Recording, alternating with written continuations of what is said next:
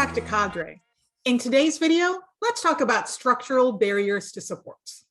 We'll dig out structural barriers in your circle of influence and plant supports that you design. But first, let's define what the structural aspects of schooling are. Structural aspects of schooling are the organizing mechanisms for how we do school, including policies, procedures, and rules within our district, school, and classrooms.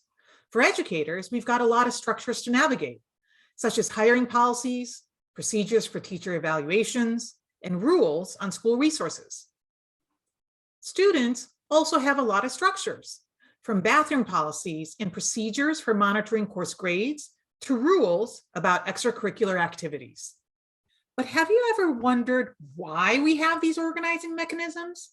When we start thinking about structural barriers, we have to ask why. Why do we do school this way? Do these structures work for students? And do these structures work for educators so that they can best support their students?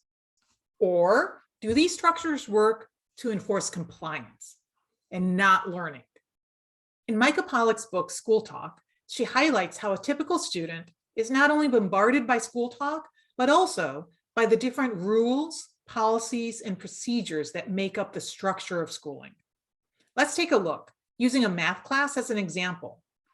Each student has to navigate this teacher's rules while simultaneously learning the rules of their other classes. And just one negative experience with a structural barrier can lead to a chilly learning environment.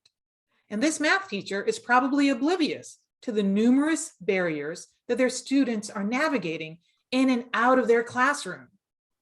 Our job is to identify structural barriers for our students within our circle of influence and replace them with supports. To do that, we must reflect on how each student is navigating school talk. We don't want to be a red flag in their school talk. So test out a structural support like your grading policy or course selection process and see if it works for students. Let's look at an example using the process for course selection. In high school A, the selection of math courses for ninth graders look like this. In high school B, the selection of math courses look like this, with a diamond, indicating that students need to get teacher recommendations to take a course. Going back to school talk, imagine what a typical day looks like for a student in high school B. They have a full day of classes.